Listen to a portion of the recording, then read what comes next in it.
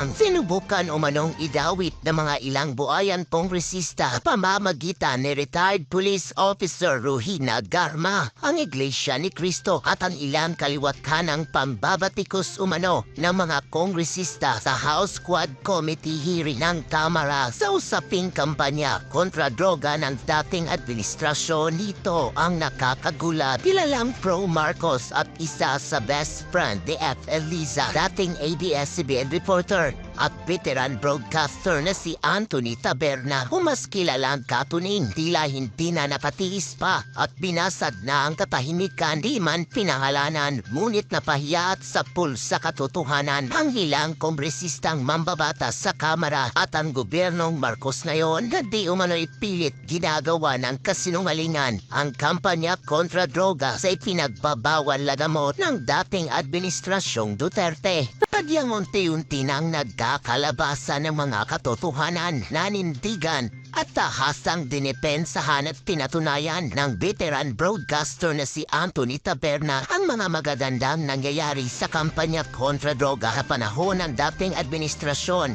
ni Pangulong Rodrigo Duterte. Ayon pa sa kanya sa isang pahayag, tuminaw ang aming lugar sa panahon ng war on drugs ni FPRID. Tila ito nga raw ang laking sampal ng katotohanan at tila nagpagimbal sa Kongreso at Palasyo matapos tila umamin na at di mapang-awat na magsalita ang veteran broadcaster at dating ABS-CBN reporter na si Anthony Taberna. Hindi tuloy mapigilan na ihamping ng marami sa ating mga kababayan si Anthony Taberna, hina Richard Gomez at Lucy Torres na mayroon umanong panindigan at lumalaban sa tama. Iaasahan na daw ng marami sa ating mga kababayan na babalikan at papapag-initan siya ni First Lady Lisa dahil sa tila kinagat niya ang Marcos administration ngayon.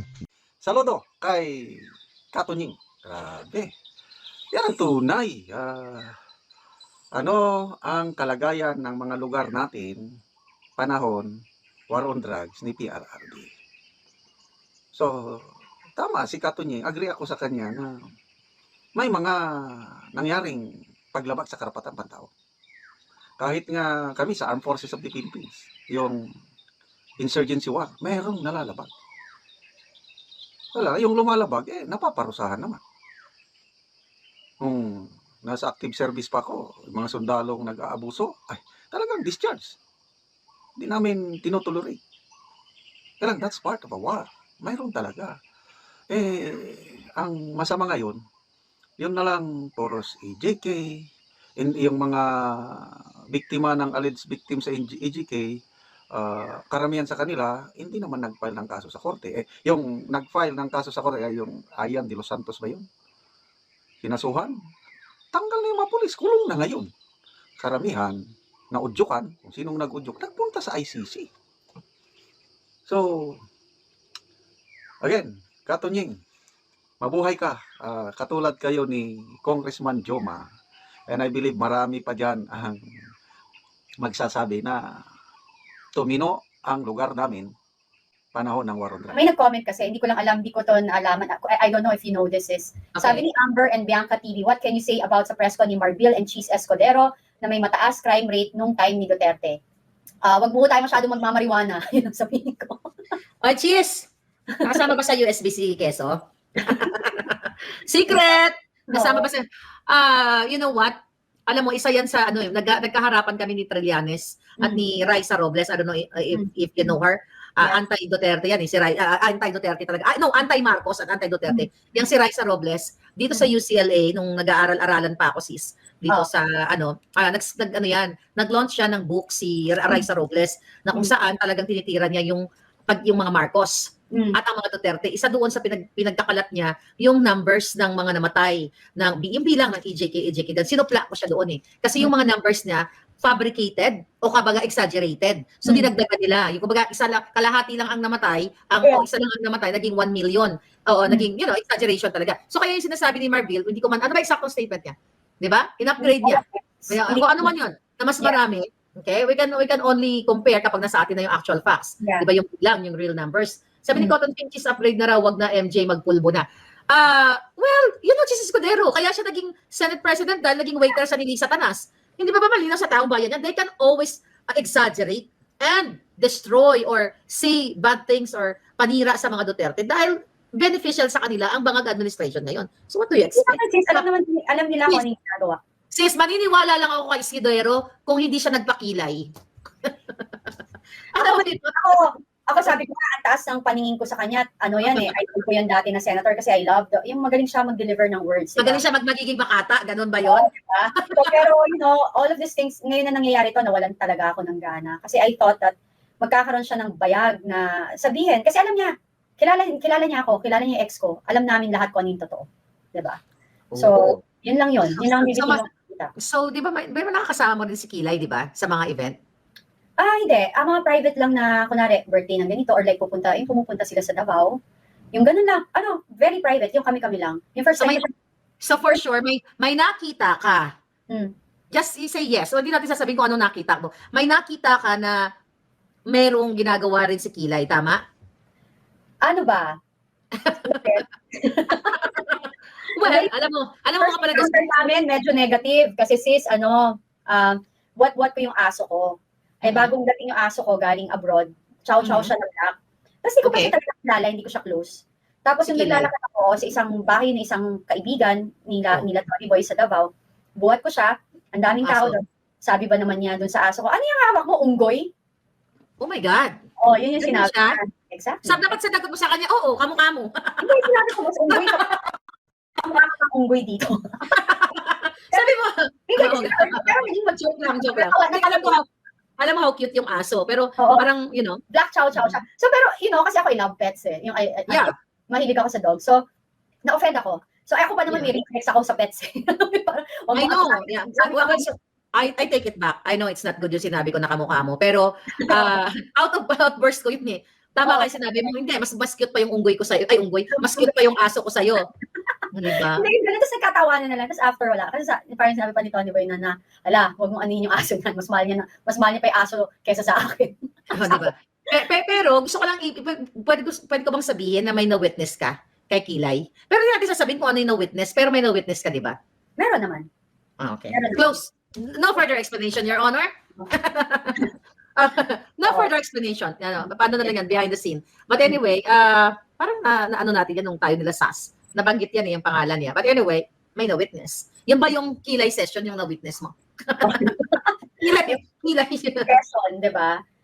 Kasi yung isang malapit sa kanya na maliit sa akin.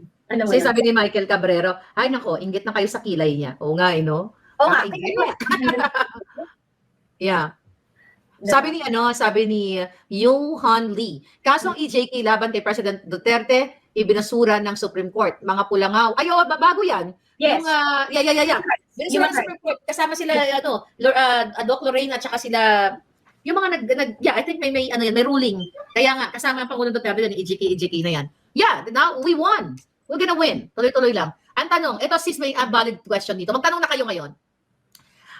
From Sally Kigochi, joke la ba si Quezon? Sabi ko joke la ba si Quezon? Hindi naman siguro, 'di ba? Baka kasi marami lang joke la, nagmumukha siyang joke la. Wala namang masamang mag-joke la, pero may nagsabi talaga sa akin na binabae.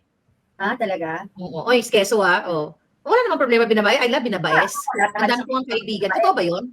Na what? Na binabae siya? May nagsabi na sa akin. I don't know how true. Ito kasi ito mga Kung nakita ko siya, wala naman ako nakitang binabae siya. Hindi kasi siguro dahil yung sinasabi na dahil sa kilay niya. Kasi parang, pwede ka siguro yung tanggalin yung mga dito-dito, pero yung talagang micro, tawag dyan? Yung parang tattoo. Nagkaganon din ako. Matanda na kasi sis, numinipis ang buhok ng lalaki. Kahit yung kilay nila nauubos. Meron na yung Korea, sis. Ganyan sila. Meron na sila yung... Mga lalaki nagpapaganon. Ito, ano pa yung nagaganyan din. Okay. So, bakit hindi ka siya joke lang? Pero, ito yung mga lalaki, gusto niyo ba magpakilay? Yung mga nakakalbo. May bago. Sa Korea yan, sila nagpausan yan. Diba? Wow. Ano ba mga katanungan nyo? Dapat bribery naman itamba sa Senado. O nga, the Saga TV. Ito nga. Yung pinag-usapan namin na dapat i-imbestigahan nila yung bribery na involvement ni... Saka intayin yan, marami pang... Microblade. Kagulat-gulat na pangyayari. Bisexual daw. Pwedeng ACDC. Wala namang masama doon, di ba? I don't think. Sige, magbotohan tayo. Sa tingin nyo ba, si Quezon ay malangsa? Malansa ba siya? Okay. Microblading daw.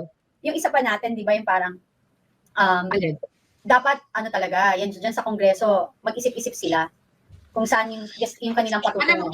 Yeah, pero alam mo kasi mga lalaki iba-iba. Kasi katulad ng aking palangga, sabi ko sa kanya, gusto mo gumamit ng skincare ni Cathy? Kinukulit ko siya. Oo. Hindi, seriously, the other day, sabi ko palangga, gusto mo gumamit ng skincare ni Cathy? Kasi talagang effective siya sa akin. Tapos sabi niya sa akin, ano, para tawagin mo akong, kilay? Sabi niya sa akin, ano ako kilay? Kasi tawa ako ng tawa. Ano Oh ako my si God. Keso? Hindi, kasi may mga lalaki, hindi talaga sila, hindi naman siya artista. Ay, no? hindi mahilig. Kasi yung mga common, hindi talaga sila, wala siyang ang kanyang sabon is dab lang, kaya wala siyang wrinkle. Anyway, wala siyang wrinkles ba. So anyway, yung mga nag-aayos-ayos lang naman ng mga ganyan-ganyan, yung mga showbiz eh. Di ba? Yes, Yung mga Siyempre, yung misis niya, di ba, balidosa rin, na minsan nasosobrahan na. Charot. So, parang gusto kong pag-usapan yung misis ni Kilay. Favorite ko yun eh. Yung pagrampa-rampa niya sa bato-bato. Gusto ko yun eh. pag-usapan natin kung ano ang ideal na asawa or partner ng isang politician. Gusto mo? Ikaw. Kasi ikaw ano kay, if you have time, you are image consultant ka eh. Ano ba dapat ang ideal na portrayal ng isang asawa ng politiko? Alam mo Go. sis, kasi ang problema kapag, di ba, yun nga, nagkaroon ng star complex, kunwari, pumasok sa ulo, yung posisyon ng mister niya, lumaki yung ulo, di ba? So dapat, the more kang nakaposisyon, kailangan di mo makalimutan na ang nagluklok sa'yo dyan is mamamayang Pilipino. So dapat more humble, more, very compassionate, di ba? Hindi ka mayabang. Kasi, magtanungan tayo ng mga bagay-bagay para naman malibang ating mga palangga. Sige, tapos sasagot din ako. Ano ang ideal na asawa dapat ng politiko, whether babae o spouse, sa'yo? Ideal na ano? Na what? Ayun nga, ituloy mo lang yung sinabi mo. Ano dapat dapat compassionate ka, dapat humble ka. Dalawa yan. Kasi mamaya, ang sobrang arty mo, ayaw mo makipag-holding hands kasi madumi or pawisin kapag yayakapin ka or gusto kang hawakan. Diba? Yeah. Kasi kapag pumasok ka sa isang relasyon na ang makakasama mo ay isang politiko, lahat yan dapat you're very humble. Yung, ano ba humble sa Tagalog, sis? Mapagkumbaba. Mapagkumbaba. So mapagkumbaba ka, you're compassionate, yung compassion mo is like, talagang may pagmamahal ka at malasakit sa kapwa Pilipino mo. Hindi fake. Hindi ka mayabang, kahit pagano ka kayaman. Kahit gaano ka pa, not unless insultuhin ka ng direct ng isang tao, doon pwede kang sumagot. Pero hindi mo kailangang sagutin na ng may pagyayabang or pang-insulto sa kapwa. You always need to be very, very humble and kind. And with class.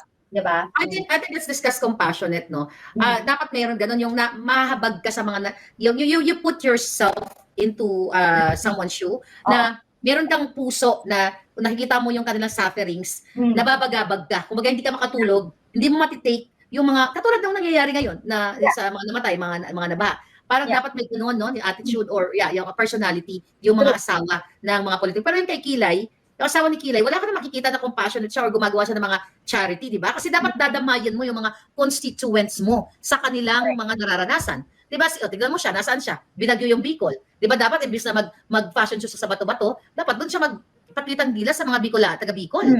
Di ba? Na nagbibigay ka ng kalinga. Right? Yeah. Kasi yun especially, are we talking about, sino pinag-usapan natin? No, pinag-usapan natin yung favorite ko. Especially kapag yung kanyang partner is mataas ang posisyon in a way. Ano pa? Sige, bago ako sumagot sa aking ideal na asawa ng politiko. Ano pa ang dapat pag-uugali nila? The way they present themselves. The way they carry themselves. Pwede ka nang maging maganda pero hindi ka mayabang. 'Di ba? Parang okay. No, mali ka, sister, mali ka. Ano, hindi ka pwede ka naman maging maganda. Kung pangit ka, hindi ka magiging maganda ever. Hindi nga. I mean, pwede ka naman maganda. Maganda ka na. I know. Maganda talaga ako. Di ba? At saka, kasi like ngayon, there's a lot of maraming naghihirap, di ba? Tapos, okay, kung siya yung pag-usapan natin, yung the way siya magbihes, the way niya dalhin yung sandamakmak niyang alas and everything, okay, understandable. So, nasabi mo, may pera ka and everything. Okay, paano kung questionin? Magkano ang pumapasok? Paano ng mga tao? Buksan nga natin. Buksan na bank account niya. See, magkano pumapasok na pera sa'yo? Paano mo nabibili yan? Saan yes. Di ba? Parang may resibo ka ba na binayaran ka ng ganito? Meron ka bang, that's true. So, pag-bukawin ka dun Yeah, magkano ang binayad sa pag-fashion show sa bato-bato? Di ba? Yung payslip mo doon kasi may taxes yan, di ba? May paper trail yan eh. May paper trail. So kung ganyan, kasi mahirap sis talaga na meron kang posisyon tapos like yung luxury nakikita sa'yo. So nakikwesto mo. Kasi the fact na bumili siya ng 12 million na Bulgari para sa aso, kaya nagtatanong ang taong bayan, saan galing yung pera? Kasi hindi naman siya rumarampa katulad ng mga modelo talaga sa stage. Kasi makita natin sa mga kanal ng Paris, di ba? Eh baka naman sis, hindi rin natin alam, baka hiram lang or baka naman copy. Ay hindi, binili nga daw yun eh. Binili nga, pwede rin ano. Baka Oo. mamaya, copy lang pala yun, di ba? Class A Oo, or something. pero copy din, di ba? Maraming ganyan. Oo. Kasi may alam ako na mga akala ko mayamang tao na mga nakilala ko, hindi ko na lang papangalanan, na yung, well, famous, yes, na ang sabi sa akin, yung mga pinapagyayabang sa mga vlogs ay galing, hindi tayo naglo-look down kasi galing sa Bangkok, mga copy. Ako, okay.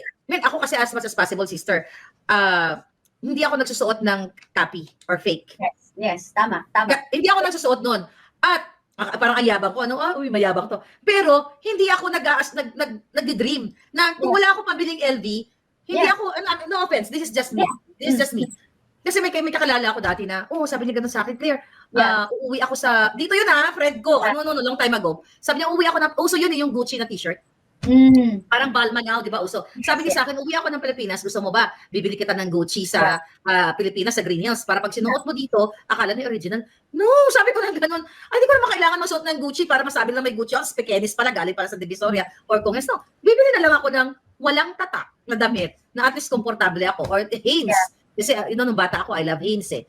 Yung mga mumuray na ganyan, pero talagang ang alindog mo, kahit puting t-shirt lang, kumakabog. I mean, napunta na tayo dito sa mga kabataan. Pero balik tayo dito sa mga asawa ng politiko. So, ako naman, sister, if ako ay asawa ng politiko, ng congressman, o ng whoever, di ba? Tama ka, dapat humble, compassionate, at talagang dapat payak na pamumuhay. Nasa batas siya, nakalimutan ko lang yung article Eclabouche na yan, na maging, you have to live within your means, and also, yung mga politiko ay hindi dapat nag-show off ng mga ganyan, dapat simple lang. Kasi magpapaliwanag kasi ang galing yung pera. But if you have that kind of budget, I think yung attitude ng isang asawa ng politiko, habang kung matinong politiko, yung asawa, di ba? Katuwa mo yan. Anong gagawin mo bilang isang asawa? Gumawa ka ng mga charitable programs, livelihood programs. Imbis na mag-fashion show ka, di ba, tuwing may mga event yan sa Malacanang o kung saan man, sa Congress, puro na lang pagpapag-show off. Buti sana kung bagay sa kanila, lahat ng designers, yung million designers na yan, imbis na isuot mo sa katawan mong lumba-lumba o katawan mong butod, ibigay mo na lang doon sa mga constituents mo. Exactly. Kaya, alam mo, tama si Cotton Finn eh. Madaling magpaka-transparent kapag hindi kawatan ng politiko. Totoo yan. Kung gusto mo, madali. Diba, kung ayaw mo, may dahilan. Kung gusto mo, may paraan.